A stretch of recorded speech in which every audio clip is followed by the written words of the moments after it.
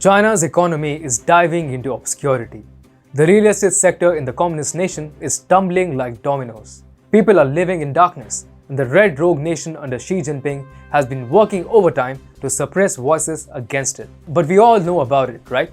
So does Japan, the world leader in the realm of innovative technology.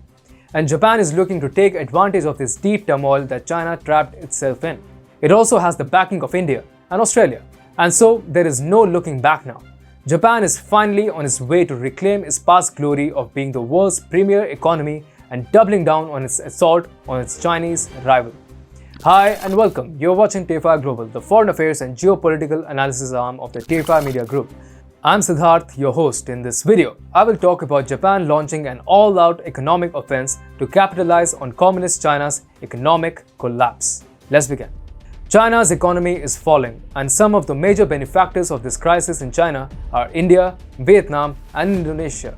However, if the tectonic shift in Japan's economic policies over the past few months is any indication, Japan is also striving to make the most out of China's miseries. Those familiar with Japan's economic miracle post the Second World War are well versed with Japan's economic potential. Before the rise of China post the 1990s, Japan's economy was simply unstoppable. Japan became the world's second largest economy just behind the USA. However, due to the stagnation in Japan's demography and lack of human resources, Japan's rise came to a halt. Japan failed to incorporate the direly needed changes, economic as well as social, to sustain that miraculous growth. And resultantly in 1999, it lost the status of a leading economic powerhouse to China. But 22 years later, Japan has now got the golden opportunity to mend the historical mistake. China's economy is in tatters, and that means that Japan can rise to the helm again. Needless to say, it has all the means to materialize its ambitions. Japan is a world leader in the realm of innovation and technology. Its diplomatic cachet is simply tremendous. It has the backing of India, a nation slated to become the world's most populous by 2027.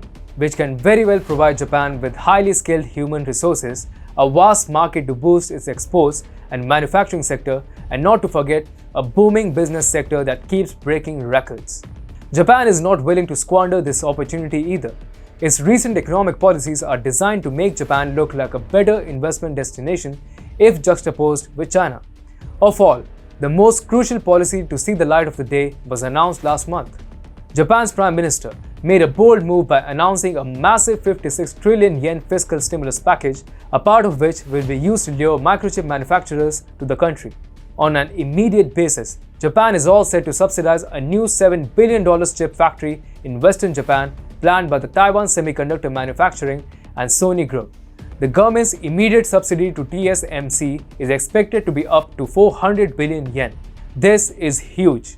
Monopoly in the semiconductor production market is a dream that every nation wants to materialize. China also dreamed of establishing itself as a semiconductor chip powerhouse, but it failed miserably. And now it is Japan's turn. Similarly, Japan's EV push is also significant. Equally significant is the fact that Japan is also targeting China's domestic EV market in its quest to outpace its Chinese rivals. Toyota is looking to aggressively dominate the Chinese EV market with some affordable cars from next year. It will turn to local partner BYD for key technology and create an affordable yet spacious EV for the Chinese market.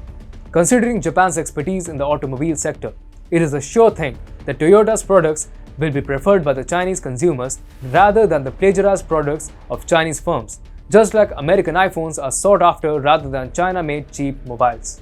Moreover, to stave off its human resource crisis, Japan is already moving in the direction of loosening its migration policy to facilitate the entry of highly skilled laborers into Japan's so far closed societies.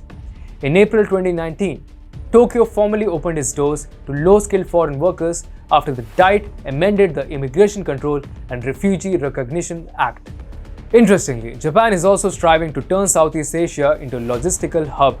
Already, several Japanese companies and manufacturers have facilities in Southeast Asian nations. Now, in a move that is aimed at countering China and also ensuring that ASEAN as a whole relies on Japan when it comes to supply chain fulfillment and distribution of goods, a Japanese developer is going to change the face of logistics in the region. Japanese developer Daiwa House Industry will soon be launching an international logistics business in Southeast Asia, catering to the growing number of Japanese manufacturers operating in the region. According to a report by Nikkei Asia, Daiwa Logistics will provide a one-stop shop for third-party logistics services, including transportation and warehousing. And results of Japan's massive push to capitalize on China's fall are already visible. More than 60% of foreign affiliates of Japanese companies plan to post operating profits in 2021. December is set to see the most companies listed in a single month in Japan, with a total of 32 firms due to go public before the end of the year. So Japan is trudging ahead in the right direction. It must aggressively pursue predatory economic policies to exacerbate China's economic woes and boost its own economy. Japan is finally treading on the path to reclaim its past glory.